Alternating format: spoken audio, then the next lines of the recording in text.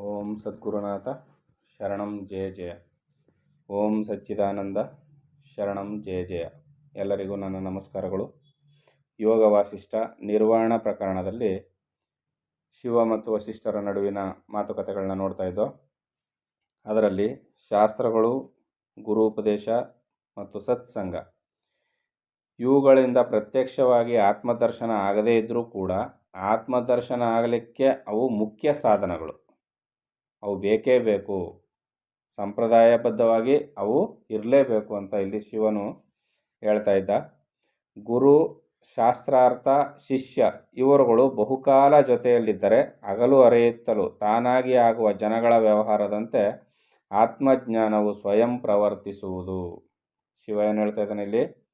ಗುರು ಯಾವಾಗಲೂ ಗುರುವಿನ ಬಳಿಯಲ್ಲಿ, ಗುರುವಿನ ಜೊತೆಯಲ್ಲಿ, ಗುರುವಿನ ಆಜ್ಞಾನುಸಾರವಾಗಿ ನಡೀತಾ ಇರಬೇಕು. ಗುರುವಿನ ಮಾರ್ಗದರ್ಶನಂತೆ ಸಾಧನೆಯನ್ನು ಮಾಡ್ತಾ ಇರಬೇಕು.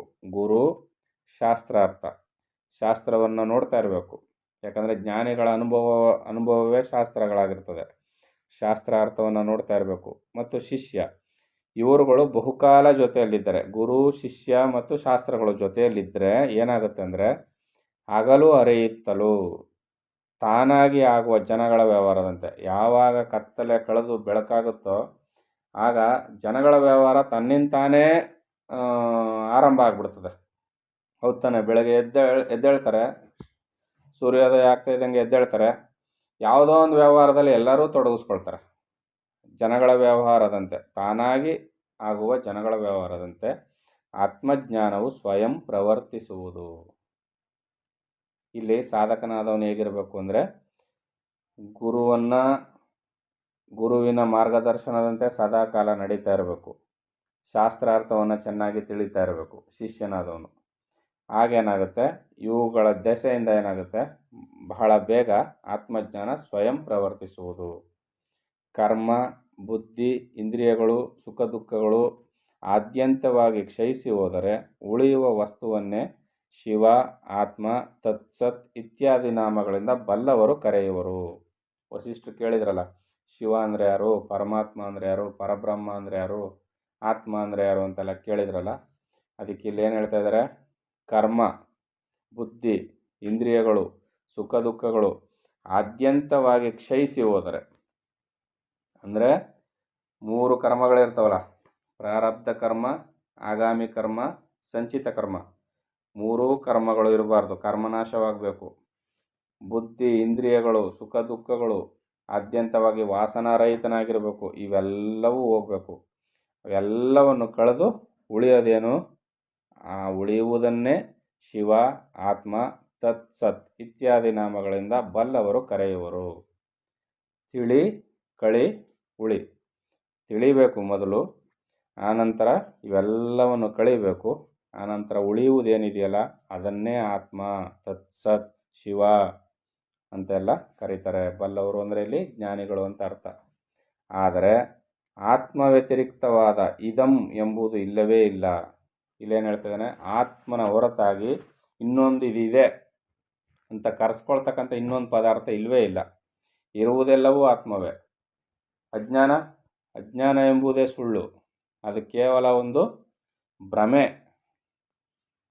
ಅಥವಾ ಇರುವುದೆಲ್ಲವೂ ಆತ್ಮರೂಪವಾಗಿಯೇ ಇದೆ.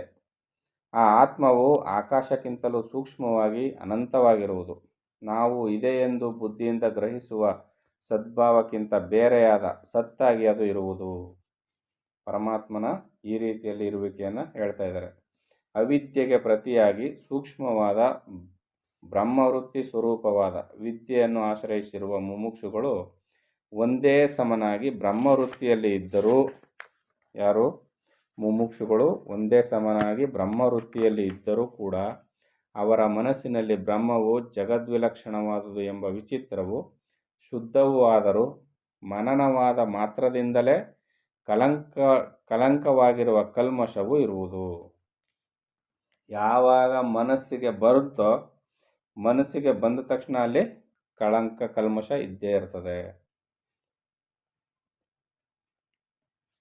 ಜೀವನ್ಮುಕ್ತರಾಗಿ ಪಾರಮಾರ್ಥದ ಸಮೀಪದಲ್ಲಿಯೇ ಇರುವ ಲೋಕಪಾಲರು, ಚೆನ್ನಾಗಿ ತಿಳಿದವರೂ ಆದ ಬ್ರಹ್ಮ, ಇಂದ್ರ, ರುದ್ರ ಪ್ರಮುಖ ಮಹಾತ್ಮರಿಂದ ಮೋಕ್ಷವು ಬೇಕೆನ್ನುವವರಿಗೆ ಅರ್ಥವಾಗಲೆಂದು, ಮೋಕ್ಷಶಾಸ್ತ್ರವನ್ನು ರಚಿಸಲು ಸಾಧ್ಯವಾಗಲೆಂದು, ವೇದಶಾಸ್ತ್ರ ಪುರಾಣಗಳಲ್ಲಿ ಹೇಳಿರುವ ಸಿದ್ಧಾಂತವು ಲಭಿಸುವುದಕ್ಕೆ ಸಾಧಕವಾಗಲೆಂದು, ಎಲ್ಲದಕ್ಕಿಂತಲೂ ಪ್ರತ್ಯೇಕವಾಗಿ ಯಾವ ಗುರುತುಗಳು ಇಲ್ಲದ ಬ್ರಹ್ಮದಲ್ಲಿ ಚಿತ್, ಬ್ರಹ್ಮ, ಶಿವ, ಆತ್ಮ, ಈಶ, ಪರಮಾತ್ಮ, ಈಶ್ವರ ಮೊದಲಾದ ಸಂಜ್ಞೆಗಳು ಕಲ್ಪಿತವಾಗಿರುವವು.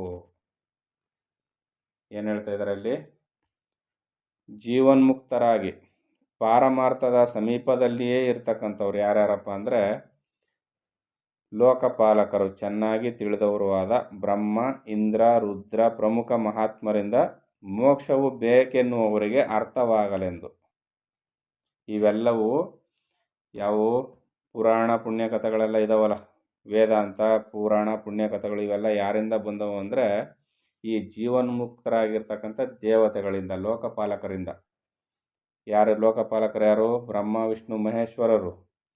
ದೇವತೆಗಳು ಬ್ರಹ್ಮ, ಇಂದ್ರ, ರುದ್ರ ಪ್ರಮುಖ ಇವರೆಲ್ಲ ಮಹಾತ್ಮರುಗಳು, ಇವರೆಲ್ಲ ಜೀವನ್ಮುಕ್ತರು.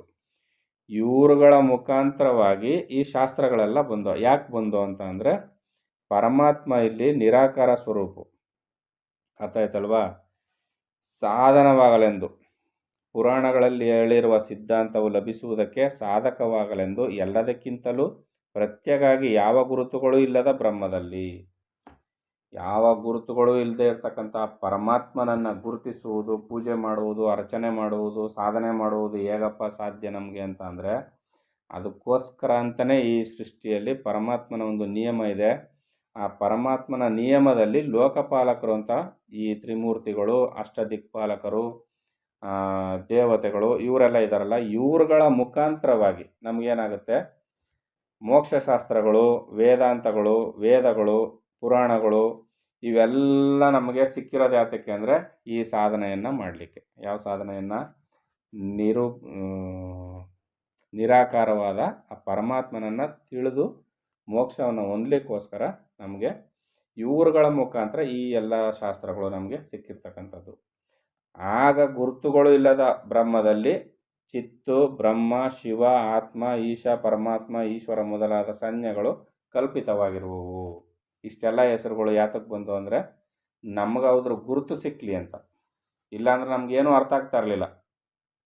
ನಮ್ಗೆ ಅದ್ರ ಗುರುತು ಸಿಕ್ಕಲಿ, ಏನೂ ಇಲ್ಲದ ಒಂದು ವಸ್ತುವನ್ನು ಧ್ಯಾನ ಮಾಡೋದು ಅಂದರೆ ಏನಷ್ಟು ಸುಲಭ ಅಲ್ಲ. ಅದಕ್ಕೆ ಈ ಮುಖಾಂತರವಾಗಿ, ಈ ಹೆಸರುಗಳ ಮುಖಾಂತರವಾಗಿ ನಾವು ಆ ನಿರಾಕಾರ ಬ್ರಹ್ಮನನ್ನು ತಿಳಿಯುವುದಕ್ಕೋಸ್ಕರ ಅವನನ್ನು ಪರಮಾತ್ಮ, ಈಶ್ವರ, ಶಿವ, ಆತ್ಮ, ಚಿತ್ತು, ಬ್ರಹ್ಮ ಈ ಥರ ಎಲ್ಲ ಹೆಸರುಗಳಿಂದ ನಾವು ಕರಿತೀವಿ. ಅದರಿಂದ ಹೊರತು ಆ ಹೆಸರುಗಳೆಲ್ಲ ಅವನಿಗೆ ಸುಮ್ಮನೆ ಕೊಟ್ಕೊಂಡಿರ್ತಕ್ಕಂಥ, ನಮ್ಮ ಸಾಧನೆಗೆ ಅನುಕೂಲವಾಗಲಿ ಅಂತ ಕೊಟ್ಟಿರ್ತಕ್ಕಂಥ ಹೆಸರುಗಳೇ ಹೊರತು ಪರಮಾತ್ಮನಿಗೆ ಹೆಸರು ಇಲ್ಲ, ರೂಪ ಇಲ್ಲ, ನಾಮ ಇಲ್ಲ, ಏನೂ ಇಲ್ಲದ ಪರಮಾತ್ಮನನ್ನು ಗುರುತಿಸೋದು ಹೇಗೆ? ಆ ಗುರುತಿಸಿ ಸಾಧಿಸಿ ನಾವು ಬ್ರಹ್ಮಜ್ಞಾನಿಗಳಾಗೋದಕ್ಕೆ ಇಷ್ಟೆಲ್ಲ ವ್ಯವಹಾರಗಳು. ಎಲೆ ವಸಿಷ್ಠ ಮಹರ್ಷಿಯೇ, ಇದೇ ಜಗತ್ತೆಂಬ ತತ್ವವು. ಜಗತ್ತೆಂಬ ತತ್ವ ಯಾವುದು? ಇದೆ. ಈ ರೀತಿಯಲ್ಲಿ ಇದೆಯಪ್ಪ ಜಗತ್ತಿನ ವ್ಯವಹಾರ ಅಂತ ಶಿವ ಹೇಳ್ತಾ ಇದ್ದಾನೆ. ಶಿವನಾಮಕವಾದ ಸ್ವತತ್ವವು ಇದೆ. ಶಿವ ಅಂದರೆ ಯಾರು ಅಂತ ಕೇಳಿದೆಯಲ್ಲಪ್ಪ, ಸ್ವಂತ ನಾಮದಿಂದ ಕೂಡಿರ್ತಕ್ಕಂಥ ತತ್ವ ಇದೆಯಲ್ಲ, ಅದು ಕೂಡ ಇದೆ. ಹೇಗೆಯೂ ಸರ್ವದ ಯಾವ ಕಾಲದಲ್ಲಾದರೂ ಸರ್ವ ಅಂದರೆ ಎಲ್ಲೇ ಆದರೂ ಎಲ್ಲವೂ ಇಷ್ಟೇ. ಅದರಿಂದ ಸುಖವಾಗಿರು. ನೀನು ಹೆಚ್ಚಾಗಿ ತಲೆ ಕೆಡಿಸ್ಕೋಬೇಡ. ಬ್ರಹ್ಮ ಅಂದ್ರೇನು, ಶಿವ ಅಂದ್ರೇನು, ಆತ್ಮ ಅಂದ್ರೇನು, ಪರಮಾತ್ಮ ಅಂದ್ರೇನು ಎಲ್ಲ ತಲೆ ಕೆಡಿಸ್ಕೋಬೇಡ.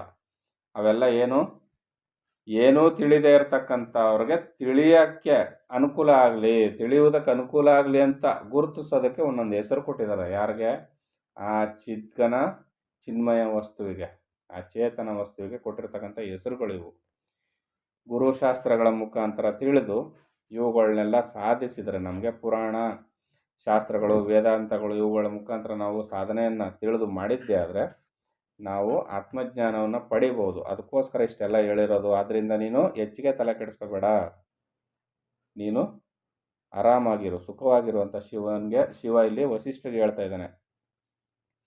ಶಿವ, ಆತ್ಮ, ಪರಬ್ರಹ್ಮ ಇತ್ಯಾದಿ ಶಬ್ದಗಳಿಂದ ತೋರುವ ಭಿನ್ನ ಭಿನ್ನತೆಯು ಯಾವುದುಂಟೋ ಅದು ಪುರಾತನರಿಂದ ಆದುದು. ವಸ್ತು ಸಹ ಯಾವ ಭೇದವೂ ಇಲ್ಲ, ಬಹಳ ಪುರಾತನವಾದದ್ದು.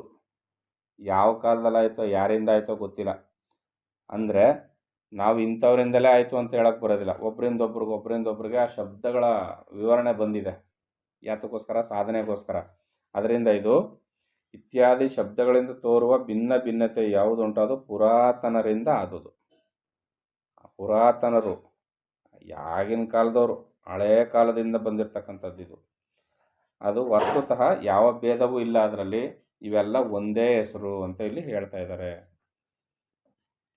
ಹೀಗೆ ನಿತ್ಯವೂ ದೇವತಾ ಅರ್ಚನೆಯನ್ನು ಮಾಡುವವನು ಎಲೆ ಮುನೀಂದ್ರನೇ, ಎಲ್ಲಿ ನಾವೆಲ್ಲರೂ ಭೃತ್ಯರಾಗಿರುವೆವೋ ಅಂತಹ ಪರಮಪದವನ್ನು ಪಡೆಯುವನು. ನಾವೆಲ್ಲ ಸೇವಕರಾಗಿದ್ದೀವಿ ವಸಿಷ್ಠ ಮುನಿಯೇ, ನಾವೆಲ್ಲ ಸೇವಕರು. ಯಾರು? ಲೋಕಪಾಲಕರಾದಂಥ ಬ್ರಹ್ಮ ವಿಷ್ಣು ಮಹೇಶ್ವರರು, ಇಂದ್ರಾದಿ ದೇವತೆಗಳು, ಅಷ್ಟದಿಕ್ಪಾಲಕರು ಎಲ್ಲರೂ ಕೂಡ ನಾವೆಲ್ಲರೂ ಭೃತ್ಯರು, ಸೇವಕರಾಗಿದ್ದೀವಿ. ಯಾರಿಗೆ? ಆ ಪರಮಪದಕ್ಕೆ, ಆ ಚೇತನ ವಸ್ತುವಿಗೆ ನಾವು ಸೇವಕರುಗಳು. ನಾವು ಅಂಥ ಚೇತನ ವಸ್ತುವನ್ನು, ಅಂಥ ಪರಮ ಪದವಿಯನ್ನು ಯಾರು ಪಡಿತಾರಪ್ಪ ಅಂದರೆ, ಈ ಸತ್ಯವನ್ನೆಲ್ಲ ಯಾರು ತಿಳ್ಕೊಳ್ತಾನೋ ಅವನು ಈ ಪರಮ ಪದವಿಯನ್ನು ಪಡೆದು ಅವನು ಕೂಡ ಜೀವನ್ಮುಕ್ತನಾಗ್ತಾನೆ ಅಂತ ಇಲ್ಲಿ ಶಿವ ವಸಿಷ್ಠರಿಗೆ ಹೇಳ್ತಾ ಇದ್ದಾನೆ. ಅದಕ್ಕೆ ವಸಿಷ್ಠರು ಹೇಳ್ತಾರೆ, ಇಲ್ಲದುದಾದರೂ ಇದ್ದಂತೆ ಇರುವ ಈ ಸದ್ವಸ್ತು ವಿಷಯವನ್ನು ಇದುವರೆಗೂ ವಿಸ್ತಾರವಾಗಿ ವ್ಯಾಸ ದೃಷ್ಟಿಯಿಂದ ಹೇಳಿದೆ. ಈಗ ಅದನ್ನೆಲ್ಲ ಸಂಗ್ರಹಿಸಿ ಸಮಾಸ ದೃಷ್ಟಿಯಿಂದ ಎಲೈ ಭಗವಂತನೇ ಹೇಳುವ ದಯಮಾಡು. ಈಗ ನನಗೆ ಶಿವ ಇಲ್ಲದುದಾರು ಇದ್ದಂತೆ ಇರುವ ಈ ವಸ್ತು ಅಂತಕ್ಕಂಥದ್ದು, ಈ ಪರಮಾತ್ಮ ತತ್ವ ಇಲ್ಲ, ಕಣ್ಣೆದುರು ಕಾಣ್ತಾ ಇಲ್ಲ, ಕೈಗೆ ಸಿಗ್ತಾ ಇಲ್ಲ. ಆದರೂ ಇಲ್ಲದುದಾದರೂ ಇದ್ದಂತೆ ಇರುವ ಈ ಸದ್ವಸ್ತು ವಿಷಯವನ್ನು ಇದುವರೆಗೂ ವಿಸ್ತಾರವಾಗಿ ಹೇಳ್ದಲ್ಲಪ್ಪ ಶಿವನೇ, ಈಗ ಅದನ್ನು ನನಗೆ ದಯಮಾಡಿ ಸರಿಯಾಗಿ ಅರ್ಥ ಆಗೋಂಗೆ ಚಿಕ್ಕದಾಗಿ ಸಂಗ್ರಹಿಸಿ ಹೇಳು ನನಗೆ ಅಂತ ಇನ್ನೊಂದು ಸಲ ವಸಿಷ್ಠರು ಕೇಳ್ತಾರೆ. ಇಷ್ಟೊತ್ತವರೆಗೂ ನಮಗೆ ಏನೂ ಅರ್ಥ ಆಗಿಲ್ಲ. ನಮ್ಮ ಪರವಾಗಿ ವಸಿಷ್ಠರು ಸ್ವಲ್ಪ ದಯೆ ತೋರಿಸ್ತಾ ಇದ್ದಾರೆ. ಇನ್ನು ಶಿವ ಏನು ಹೇಳ್ತಾನೆ ಈ ಪ್ರಶ್ನೆಗೆ ಅಂತ ಮುಂದಿನ ಆಡಿಯೋದಲ್ಲಿ ನೋಡೋಣ. ಎಲ್ಲರಿಗೂ ಒಳ್ಳೆಯದಾಗಲಿ. ಓಂ ಸದ್ಗುರುನಾಥ ಶರಣಂ ಜಯ ಜಯ. ಓಂ ಸಚ್ಚಿದಾನಂದ ಶರಣಂ ಜಯ ಜಯ. ಹರಿ ಓಂ ತತ್ಸತ್. ಹರಿ ಓಂ ತತ್ಸತ್. ಹರಿ ಓಂ ತತ್ಸತ್.